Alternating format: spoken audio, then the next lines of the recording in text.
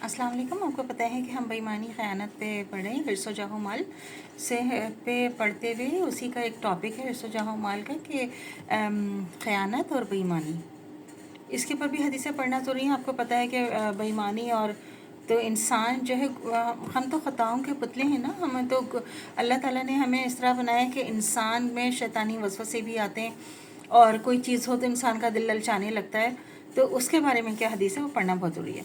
हज़रत अबू उमामा रज़ियल्लाहु तआला अन्हु बयान करते हैं कि रसूल खुदा सल्लल्लाहु अलैहि वसल्लम ने फरमाया कि क़यामत के दिन अल्लाह के नज़दीक लोगों में से बदतरीन दर्जे वाला शख्स वो होगा जिसने अपनी दुनिया के लिए अपनी आखिरत ख़राब की। अपने माजा की हदीस है, कितनी बड़ी हदीस है। दुनिया के लिए आखिरत ख़राब करनी यही कि दुनियावी फ़वाइद हासिल करने के लिए कोई ऐसे काम किए जाएँ जिनसे आखिरत ख़राब हो। मसलन लोग दुनियावी मालो जाह हासिल करने के लिए रिश्वत ले लेते हैं और आखिरत जिसमें इंसान की आखिरत तो ख़राब होनी है।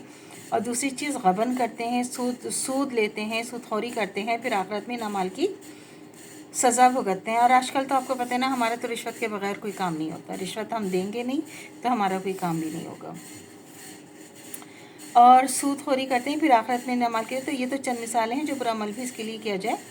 दुनिया में फ़वाइद हासिल हो, इससे अगर चाहे दुनिया में फ़वाइद हासिल हो भी जाएँ तो भी वो फ़वाइद तो आर्जी ही होते हैं, मगर इनके पादाश में आखिरत का जो अज़ाब मिलता है वो नाकाबिले बर्दाश्त होता है।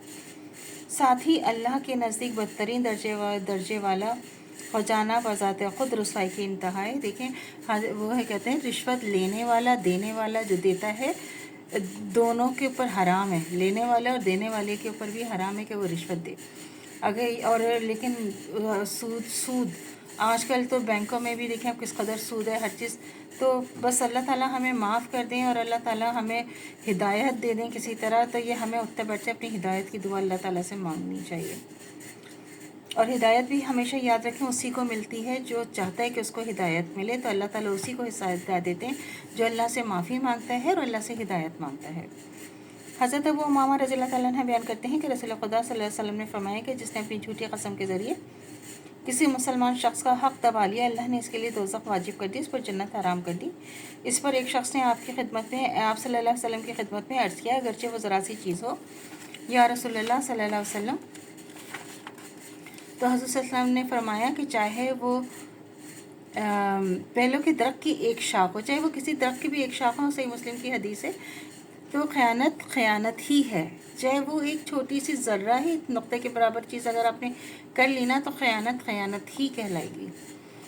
और क्योंकि ख़यानत वही करेगा जिसके दिल में से खुदा का खौफ निकल चुका होगा। जब दिल से खुदा का खौफ निकल जाता है ना तो फिर छोटी से छोटी चीज़ के मामले में भी ख़यानत करना कोई बड़ी बात नहीं उसको लगती। तो और कोई जो है जिस तरह छोटे छोटे गुनाह करते करते इंसान की झिझक दूर हो जाती है, फिर आहिस्ता आहिस्ता वो बड़े बड़े गुनाह भी करने लगता है। ऐसे ही अगर छोटी छोटी चीज़ों के ख़यानत पर मुआवजा किया जाए तो फिर बड़ी बड़ी ख़यानतों का आदी होने में भी देर नहीं लगेगी। तो अल्लाह से इसलिए दुआ करते रहना चाहिए कि अल्लाह ताला जो हमारा ईमान है मरते दम तक कायम दायम रहे, ख़ात्मा बिल खैर ईमान पर हो। इजाज़त दीजिए, अल्लाह हाफ़िज़। मेरे चैनल को लाइक कीजिए, शेयर कीजिए एंड सब्सक्राइब कीजिए। शुक्रिया।